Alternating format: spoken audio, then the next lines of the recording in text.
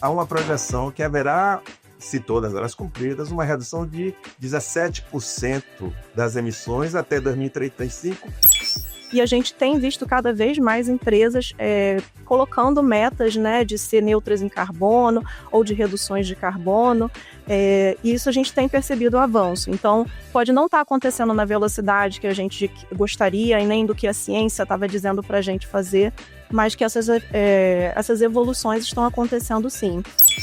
O presidente da COP, né, André Corrêa do Lago, ele cita, né, que a adaptação às mudanças climáticas ela deve ser encarada como um próximo passo da evolução humana. A inovação é fundamental para alcançar a neutralidade. Assim, não tenho dúvida que nada vai ser como está sendo. Grande parte dos produtos que a Braskem produz são direcionados para clientes pequenos também. Então, a indução, os nossos clientes que comprarem polietileno de origem renovável poderão dizer que tem um produto carbono negativo. E poderão colocar isso na sua estratégia de marketing e ocupar espaços de mercado que talvez não ocupem hoje.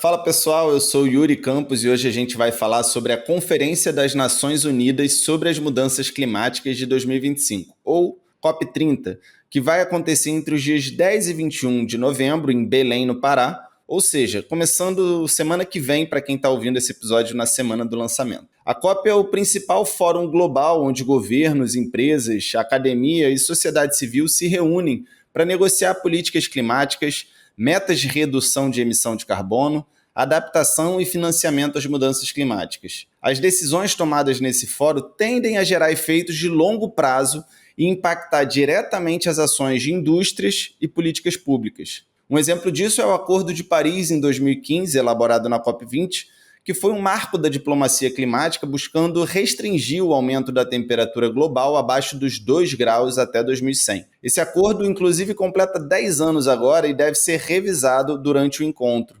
Encontro esse que vem com grandes expectativas, especialmente por acontecer aqui no Brasil, um país que tem uma das maiores biodiversidades do mundo, uma das matrizes energéticas mais limpas e, portanto, com enorme potencial para liderar soluções globais relacionadas à sustentabilidade. Diante disso, que tipo de iniciativas e acordos a gente pode esperar saindo de Belém nesse ano? Como grandes empresas estão adequando seus negócios para os desafios climáticos atuais? Qual a importância do Brasil dentro das discussões globais sobre o clima e o que esperar em termos de políticas públicas para o futuro? Para conversar sobre isso, está aqui comigo o Jorge Soto, doutor em Planejamento Ambiental pela Universidade Federal do Rio de Janeiro e diretor de Desenvolvimento Sustentável da Braskem, empresa que inclusive está presente na COP desde 2009.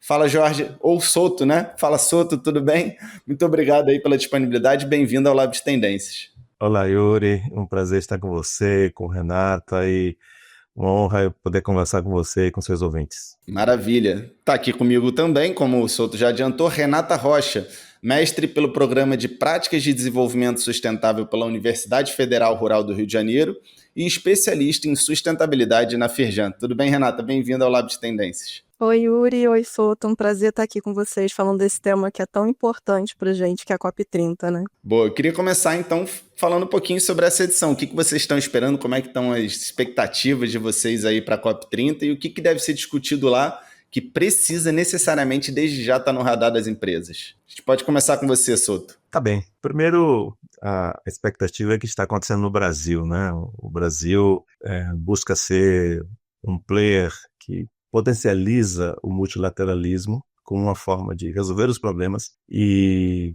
trazer a COP, que é um evento de um processo, não é um único evento que vai resolver tudo, sempre é importante a gente lembrar disso, mas é um grande processo que visa trazer mudanças que alcancem globalmente a solução para problemas que são globais, né? A mudança do clima é um deles. Então, a expectativa é positiva por ser realizada aqui no Brasil, mas também é moderada, porque sabemos das questões geopolíticas que estão acontecendo. Eu acho que o principal é que, para mim, será um sucesso se o Brasil sair e as empresas que estão aqui saírem com a percepção, todos que vierem, né, saírem com a percepção que o Brasil e as empresas que estão aqui são parte da solução e não parte do problema.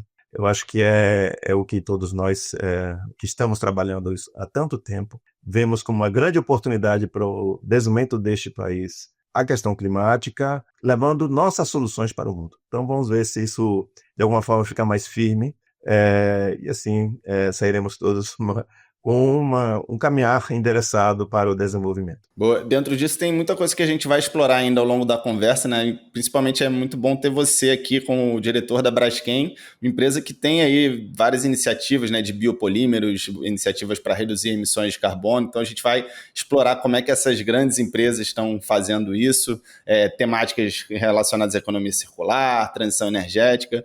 Mas antes, Renata, queria que você falasse aí suas expectativas em relação à COP30. Eu acho que vai bem na linha do que o Souto já colocou, né, dessa questão do protagonismo do Brasil para ser uma das lideranças nessa transição e nessa nova economia.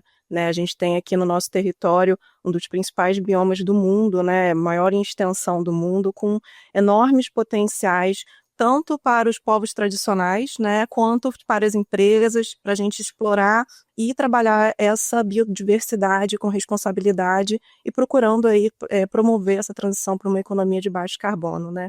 Eu acho que vale destacar também algo que acaba tocando um pouco mais, né, no dia a dia das empresas, que o Brasil divulgou a nova NDC, né, fez a sua nova contribuição, né, nacionalmente determinada, fez essa divulgação, e isso, de certa forma, bota o país ali, né, com um olhar atento nas questões das metas a serem implantadas. Então, como que essas metas vão se desdobrar e vão chegar aqui no nosso setor privado, né?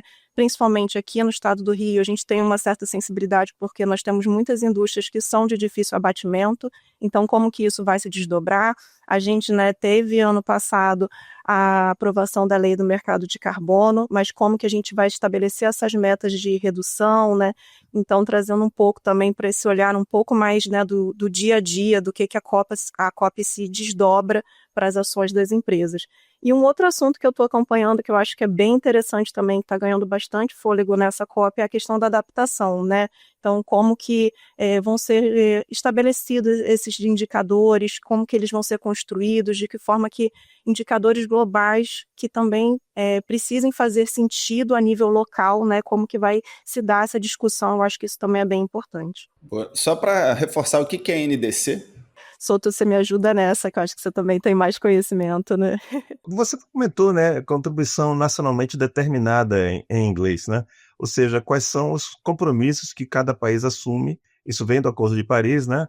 Que representa os compromissos que cada país assume, todos eles têm que assumir pelo acordo, né? Nas diferentes dimensões do que queremos resolver, né? Então, seja para redução de emissões, seja para adaptação, seja para o mercado de carbono global, muitas dimensões que são abordadas no Acordo de Paris, e cada país tem que se comprometer com algo. Eu queria adicionar aí ao que a Renata comentou, falando nisso, porque uma das questões que se espera, acho importante a gente fazer tipo uma análise do que está acontecendo globalmente e depois localmente. Mas focando globalmente, uma das coisas que é uma expectativa é que nessa COP a ambição fosse mais clara de ser percebida. Porque está vencendo o período de revisão desses compromissos chamados NDCs. E ontem, por coincidência, ou seja, quando isso que chegar no público uma semana atrás, foi enviado um relatório que consolidou as primeiras NDCs que chegaram, revisadas. 64 chegaram até setembro, então foram essas que foram analisadas.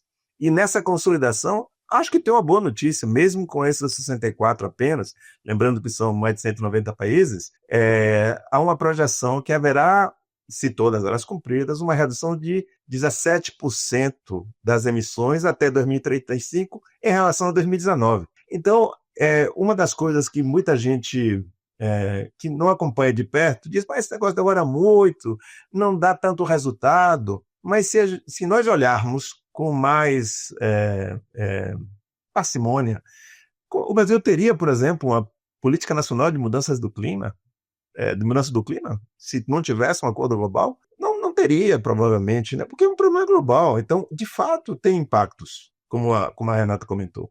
E nessa 64 está, inclusive, os Estados Unidos lá. Então, mesmo na questão geopolítica, ainda tem lá um documento dos Estados Unidos que diz o que ele vai fazer até 2035. Então, eu acho importante a gente trazer um pouco essa lógica global e também desmistificar um pouco a questão de isso é um processo, não vai ser resolvido tudo na próxima COP, mas já tem avanços, Eu queria voltar um pouquinho sobre o caso do Acordo de Paris, né, que a gente mencionou, que foi um marco climático, ele completa agora 10 anos, as metas estão sendo revisadas. Eu falei correto, né? A meta é você não passar a temperatura global de 2 graus até 2100. O que, inclusive, parece pouco, mas é muito, né? Porque um pequeno aumento na temperatura global já tem efeitos bem desastrosos em relação a vários aspectos, né? De aumento do nível do mar, de tornar áreas inabitáveis, de saúde pública, enfim, a crise alimentar que pode ser gerada com essas mudanças climáticas, né? Eu acho que sempre é importante reforçar esses impactos que afetam a cadeia global, né? Que afetam tudo. Mas isso não vai me afetar. Vai afetar você morando onde quer que more. Mas como é que está isso? Assim, como é que estão essas discussões? Pelo que eu vi aqui, a meta era tentar não passar de 1,5, mas esse 1,5 parece que a gente já vai passar ou que já passou. Eu queria que vocês falassem um pouquinho sobre isso. Fala, Renato. Tá, o que eu queria comentar é assim, primeiro que esse 1,5, né, graus é a gente pensar numa temperatura média do planeta, né? Então não é uma temperatura de 40 graus aqui no Rio, vai chegar a 41,5, não é isso, é uma temperatura média. E aí isso, como o sistema do clima do planeta é muito complexo e tem vários fatores que afetam, então é muito difícil de você ir medindo exatamente o que vai acontecer e quais são os impactos exatos. Mas realmente, os impactos acabam acontecendo em correntes marítimas, na temperatura média do oceano, que também acarreta alterações dos biomas dos mares. Todas essas alterações de ilha de calor, a gente passou por uma situação aqui, né, recente, bem intensa dessas questões de ondas de calor, que assim, é cada vez mais alarmante. A Europa tem vivenciado isso e tem sofrido bastante com isso. Então, o objetivo de 1,5, ele está aí para a gente não conseguir atingir ele, mas eu concordo muito com a fala do Soto de que não é porque a gente não está conseguindo os avanços na velocidade que a gente gostaria, que eles não estão acontecendo. Pelo contrário, eles estão acontecendo sim. Nós estamos observando desde o nível de governo essa mobilização, desde a nível de uma governança climática mais bem estruturada, né? Nos últimos 2 anos, vários dos novos programas lançados pelo governo federal, eles teve a lente da questão climática inserida. Então, acho que essa questão da governança climática, esse olhar de multiministérios, né, sobre a temática, isso é bem interessante, bem positivo, e a gente tem visto cada vez mais empresas colocando metas, né, de ser neutras em carbono ou de reduções de carbono, e isso a gente tem percebido o avanço. Então, pode não estar acontecendo na velocidade que a gente gostaria e nem do que a ciência estava dizendo para a gente fazer, mas que essas evoluções estão acontecendo sim. E aí agora a meta aí é não chegar a ultrapassar esses 2 graus de aquecimento comparado lá com a idade, né, pré-industrial, porque aí realmente vão ser cada vez mais de impactos climáticos extremos, né? A gente presenciou também a situação do Rio Grande do Sul, que foi, né, uma situação muito dramática. Então, assim, como que a gente consegue trabalhar? E é justamente nesse sentido que eu comentei sobre a agenda de adaptação, né? A presidência da COP, ela tem lançado cartas, né, à comunidade, né? E na última carta, essa 8ª carta que foi lançada, ele citou bastante essa questão da adaptação. E eu acho que é um ponto bem relevante, né, que o presidente da COP, né, André Corrêa do Lago, ele cita, né, que a adaptação às mudanças climáticas ela deve ser encarada como um próximo passo da evolução humana. Legal. Deixa eu adicionar um ponto a Renata, porque acho para conectar com o dia a dia aí do estado do Rio de Janeiro também. Esse tema adaptação, a Braskem faz análise de riscos climáticos desde 2014. Um deles é falta de água na região sudeste. Em São Paulo, por exemplo, nós identificamos isso já antes disso, né? Vocês talvez lembrem da crise hídrica desse mesmo ano, aqui 2013, 2014, 2015, em São Paulo, faltou água. E muitas fábricas, muitas empresas industriais pararam. E a Braskem não parou. Por quê? Porque nós já tínhamos viabilizado um projeto de água de reuso industrial, pegando o esgoto, o sistema de tratamento de esgoto da região do ABC de São Paulo, e a partir daí viabilizamos o investimento de outras empresas, parceiras na época, e eles nos oferecem até hoje no projeto Aquapolo, e vai nos oferecer para sempre, provavelmente, enquanto existe um contrato, viabilizamos esse projeto de água de reuso, e não faltou em nenhum momento água para a Braskem. No Rio de Janeiro, nós temos uma grande operação, em Duque de Caxias, no estado do Rio de Janeiro. E nessa região também há previsão de que vai faltar água. Como enfrentamos isso? Também com o projeto de água de reuso, só que dessa vez o sistema de tratamento de esgoto não estava disponível. Então, com a EGEA, com a Água do Rio, fizemos uma parceria que, ao mesmo tempo, vai viabilizar chegar esgoto e saneamento na região para 260 mil pessoas e água industrial. Ou seja, a adaptação também pode ser solução para muitas coisas. Legal. É só nós temos um olhar inclusivo. A adaptação tem que acontecer focando na região. Então, o que está pegando ali é falta de água. Então, vou buscar uma solução que aborde a questão hídrica para a indústria, para a população, porque precisa ser resolvido. E isso acaba levando àquela famoso ganha-ganha, todo mundo ganha, né? Porque a água fica um pouco mais cara, sim, para a indústria, mas não falta. Esse é o ponto. Porque faltar água significa parar a produção. Isso é ruim, parar a produção. Leva a custos também. Então, quando você compara o risco de falta de água com o benefício de pagar um pouquinho mais e não parar a produção, é melhor investir, é melhor fazer a adaptação.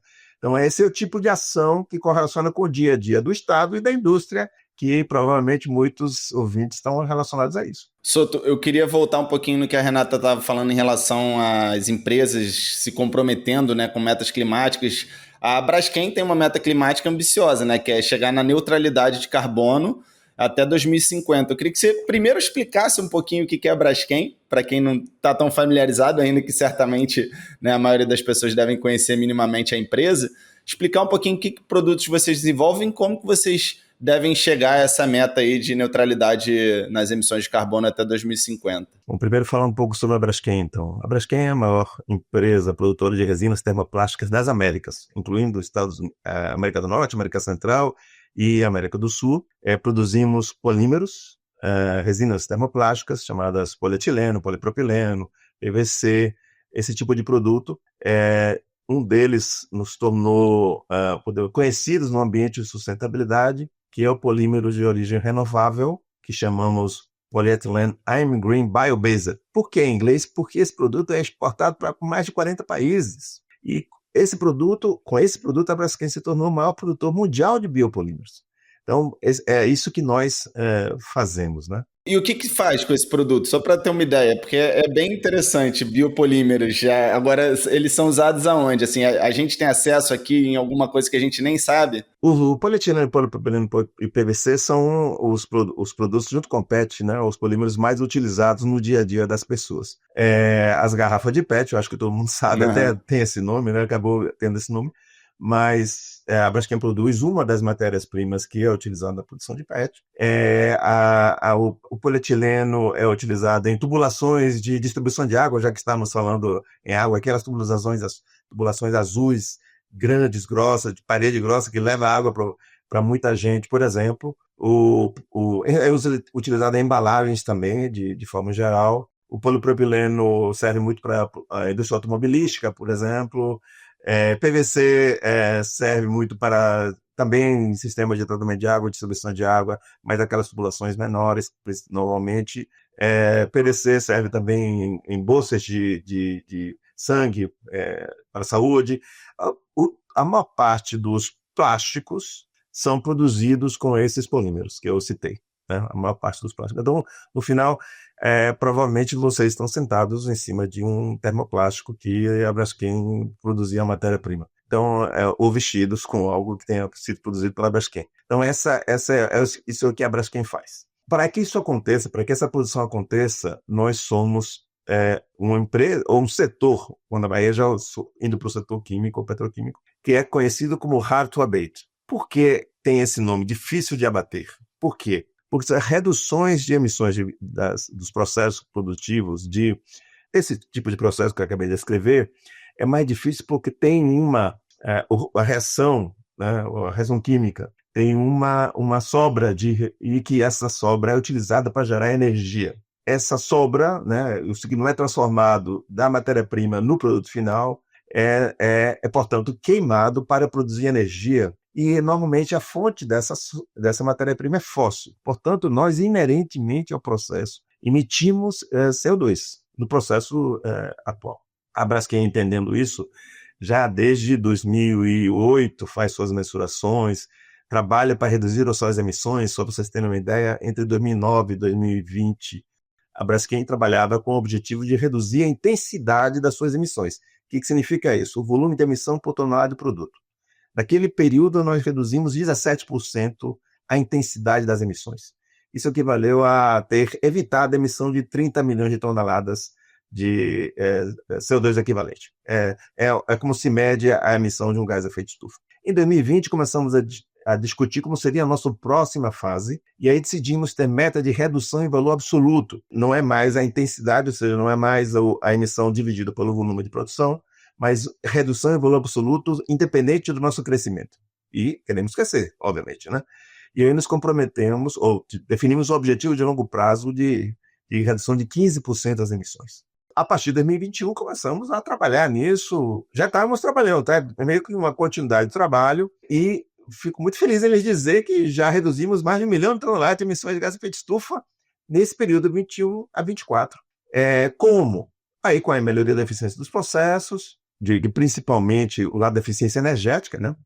Mas também tem redução de emissões fugitivas aí, e com a mudança na matriz energética, para melhor. A Braskem tem uma matriz energética relativamente renovável, né? 83,6% da nossa matriz energética elétrica é renovável.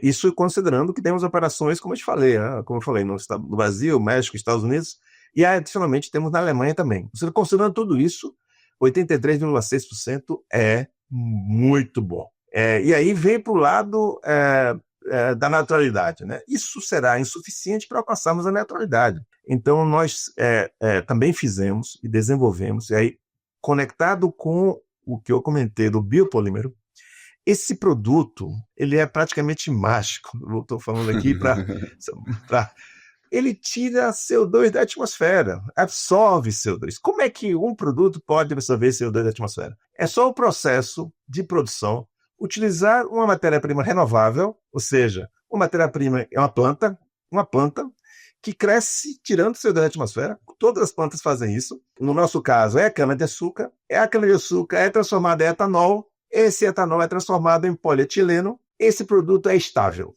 Portanto, o carbono que estava na atmosfera veio parar um produto estável. Ele não vai desfazer sozinho.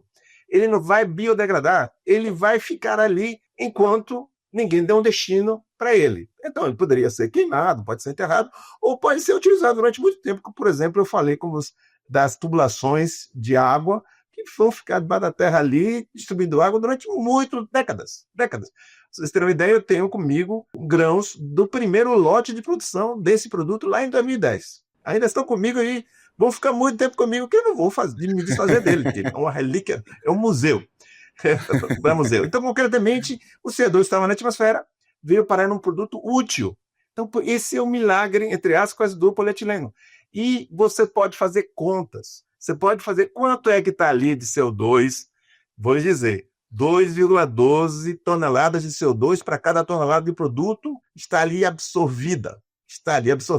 Enquanto ninguém queimar, ele vai ficar ali. Esse é o benefício. Então, a gente entende que, embora aí eu vou entrar rapidamente numa TNCs que tem um processo bem técnico e regulamentado, entre aspas, com o GHG Protocolo, o nome desse negócio, que diz como é que a contabilização das emissões devem ser feitas. Não considera este benefício no processo de contabilização, porque o GHG Protocolo foi só feito para contar o que se emite, não o que se absorve.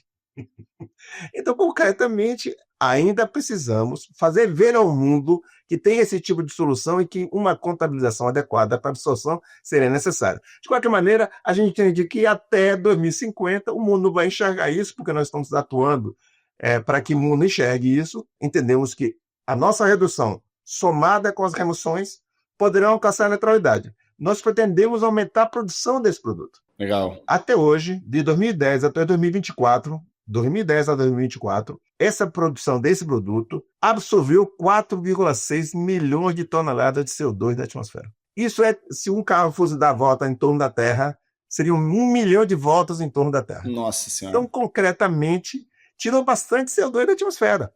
O ponto será suficiente o nosso aumento de produção? Queremos chegar a 1 milhão. Com o crescimento da Braskem no processo tradicional, que ainda deverá existir, talvez não, ou talvez sim. Aí vamos ver como é que cresce em Braskem, como é que isso...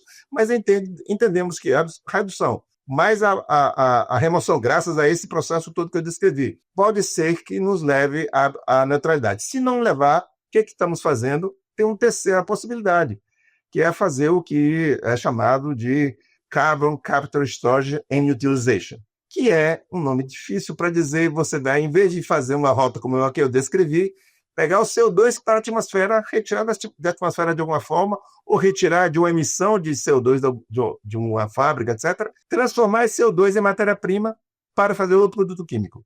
É isso que também pode ser uma terceira alternativa, e tem pesquisas avançando nessa questão.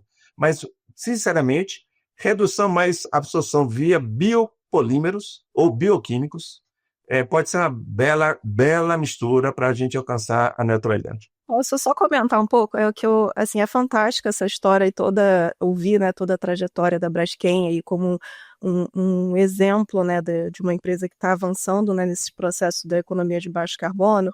E é muito interessante a gente ver que realmente uma jornada, né? Começou como um ponto e aí isso foi caminhando, precisou de ajustes.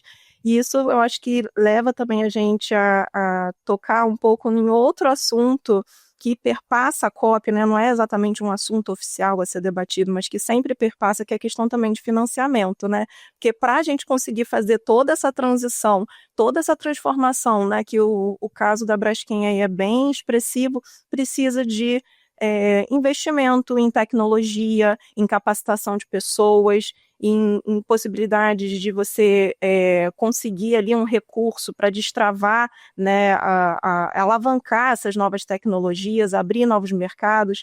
Então, acho que esse é um ponto também interessante da gente colocar, que isso sempre perpassa pelas COPs, né? Essa questão do financiamento, de como que a gente vai conseguir o recurso para migrar, porque é isso, é uma economia inteira, é uma economia global baseada em fóssil e que agora a gente está fazendo essa transformação e que a gente sempre fala que essa transformação ela também precisa ser uma transformação justa, né? Que seja gradual, que inclua todos os setores e que principalmente inclua as pessoas.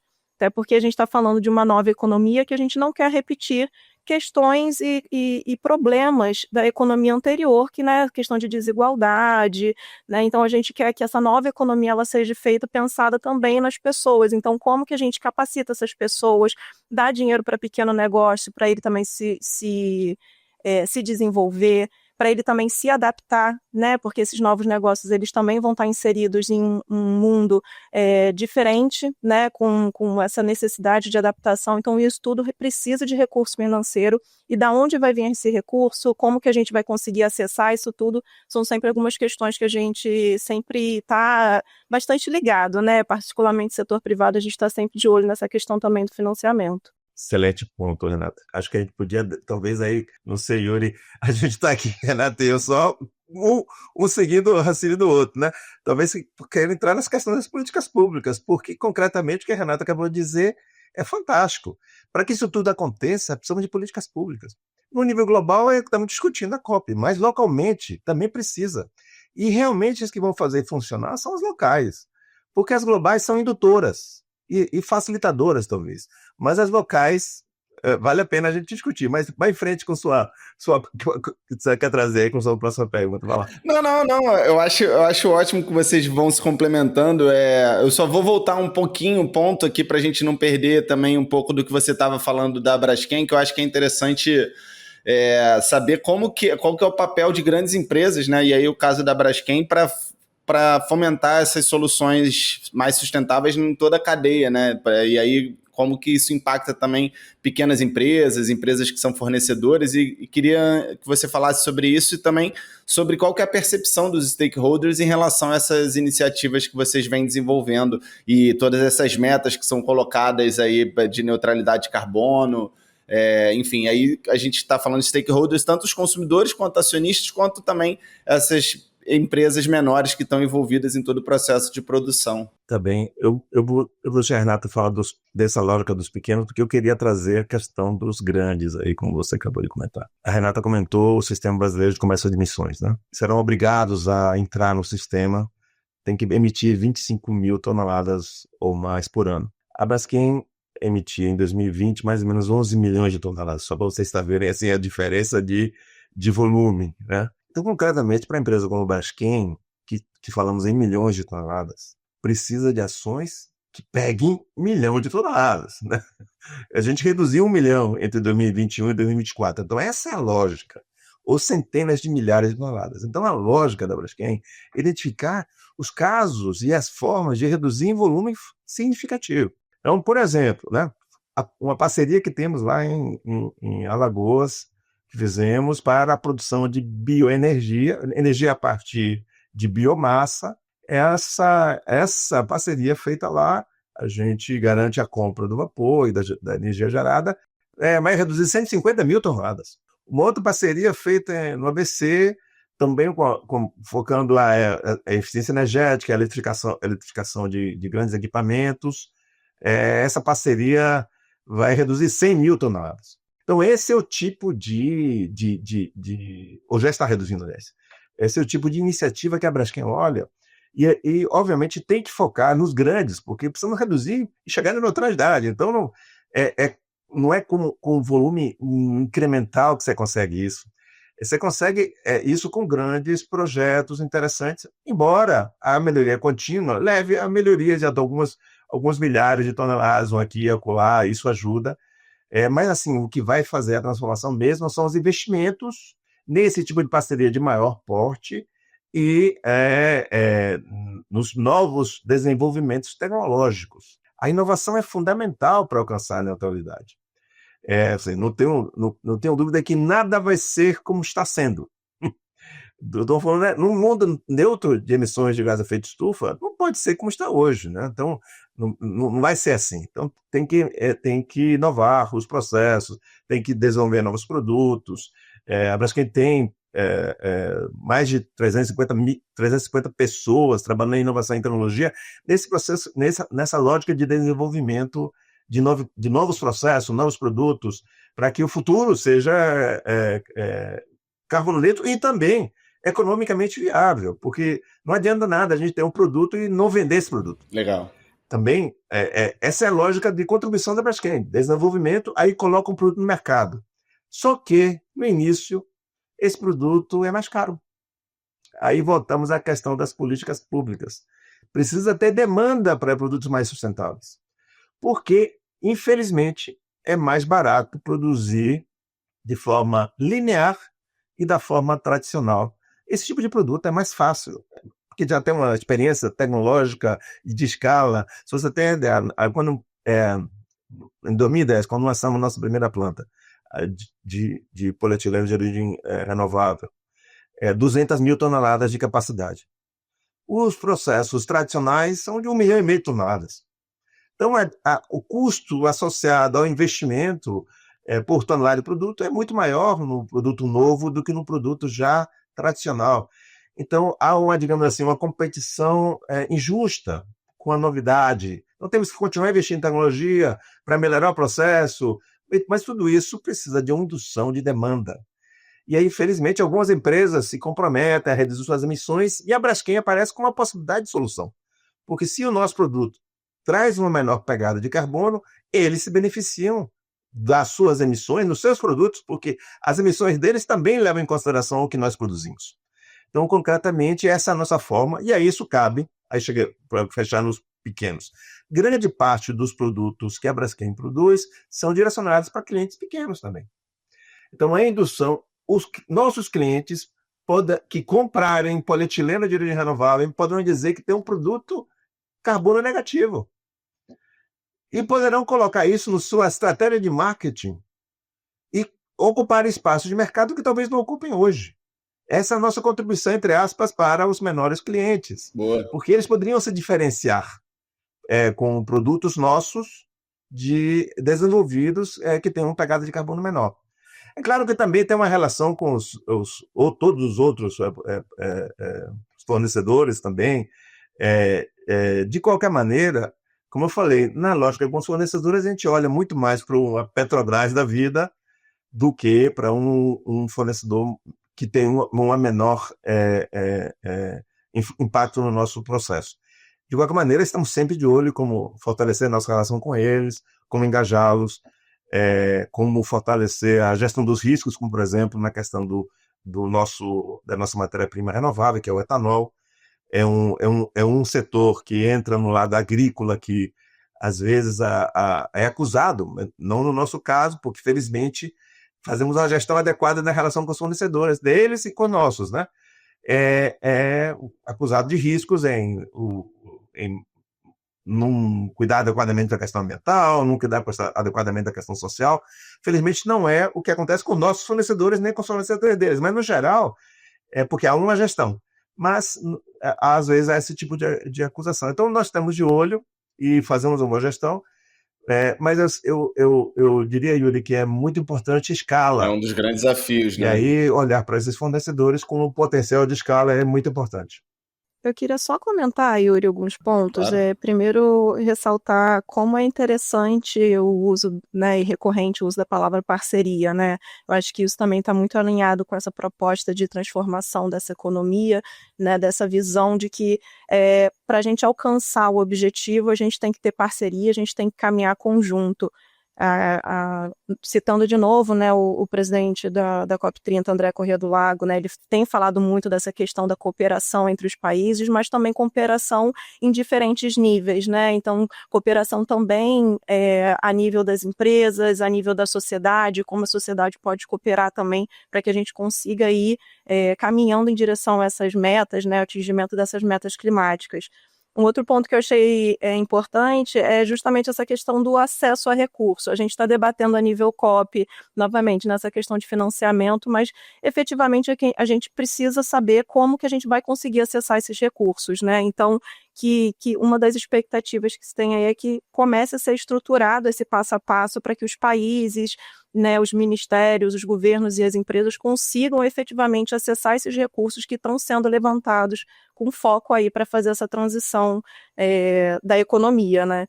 E só por fim comentar um pouco dessa questão dos pequenos e médios, né? Eu achei muito interessante a fala do Souto, porque a gente acaba focando muitas vezes o nosso discurso no pequeno e médio fornecedor das grandes. Mas eu acho que o Souto também trouxe essa visão contrária, né, que é justamente como os pequenos e médios conseguem, de alguma forma, entrar nessa nova proposta dessa nova economia descarbonizada, né?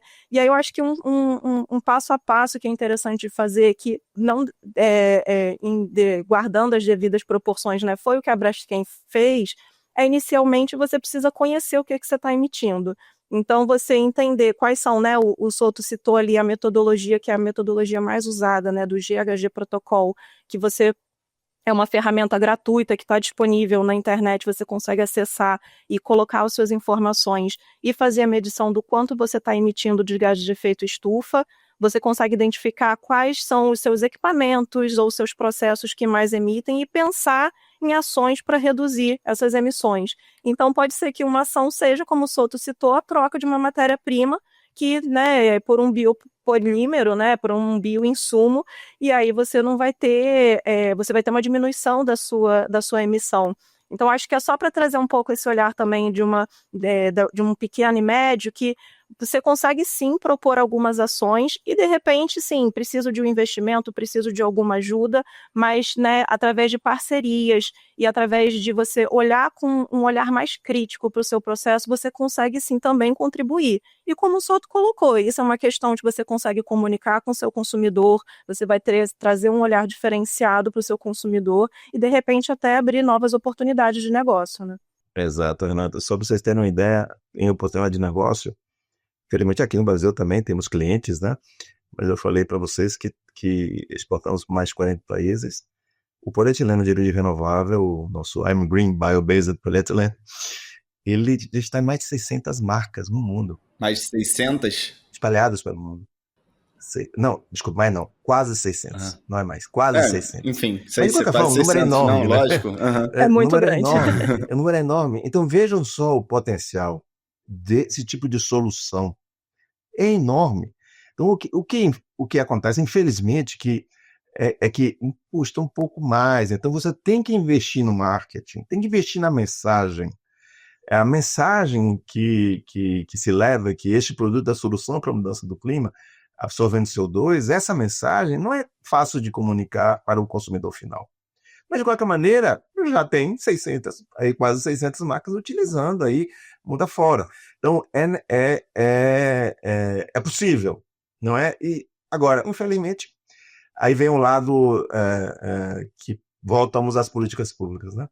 Quando a gente falou em 2010, queríamos colocar esse produto no mercado, começou a chover cliente, sério, nacional e internacional.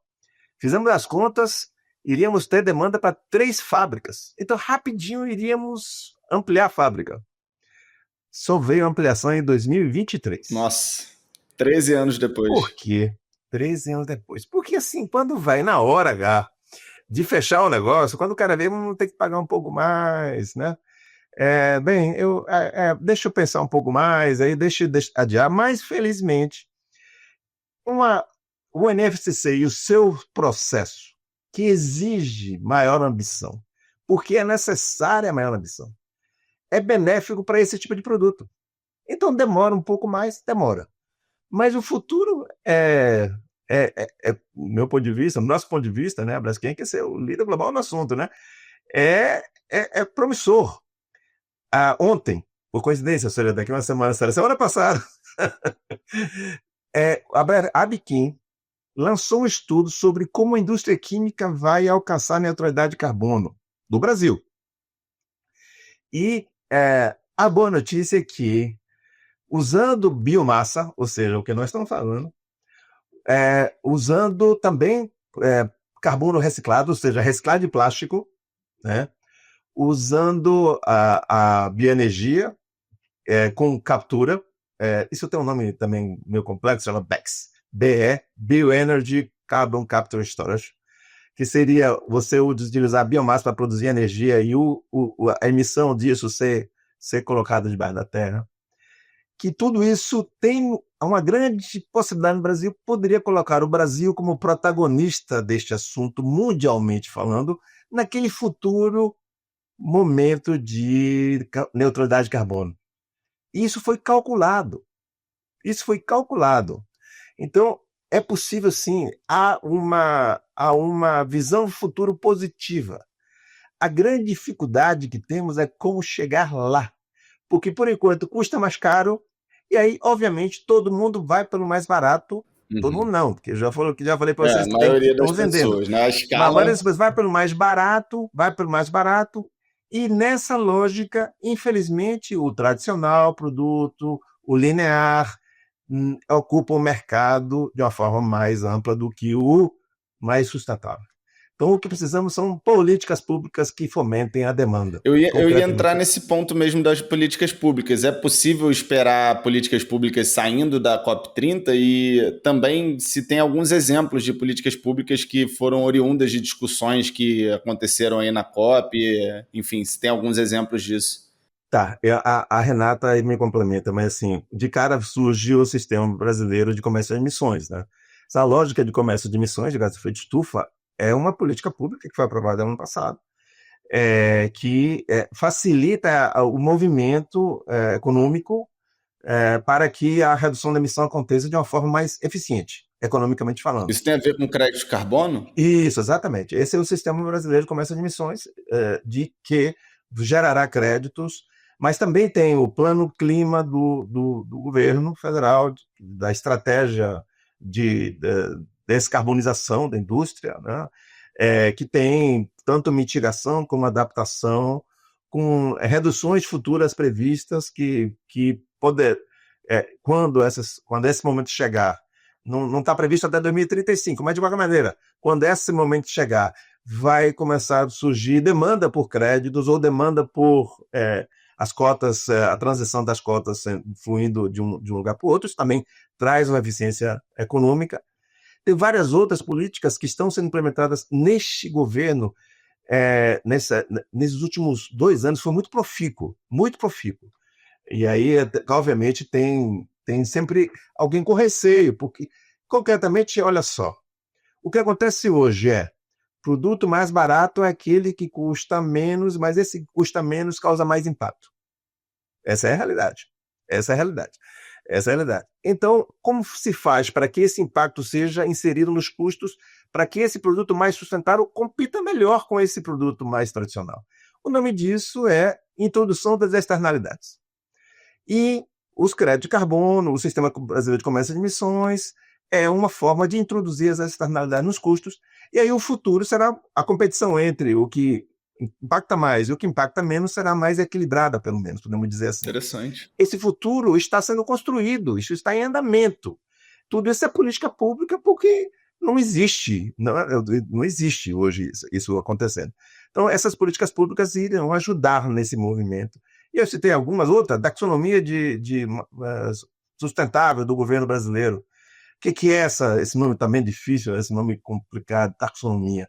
É simplesmente deixar claro o que é mais sustentável, o que não é, e o sistema financeiro, de alguma maneira, incentivar aquilo que é mais sustentável, com menores juros, com mais financiamento, o que a Renata estava trazendo, como é que se chega no dinheiro, né? Porque esse dinheiro nunca sai de um governo, vem para as empresas. Passa por um banco de desenvolvimento, então esses bancos de desenvolvimento precisam beneficiar, de alguma maneira, o que é mais sustentável, e a taxonomia ajudará nisso. Então, assim, são várias políticas acontecendo e que nós, felizmente, como indústria, estamos atuando para que elas aconteçam mesmo. Não a Biquíni não é contra, pelo contrário. A CNI não é contra, pelo contrário. Agora, como o diabo, às vezes, mora nos detalhes, precisa ficar de olho. Para que não entre um jabuti ali no meio do caminho. Boa.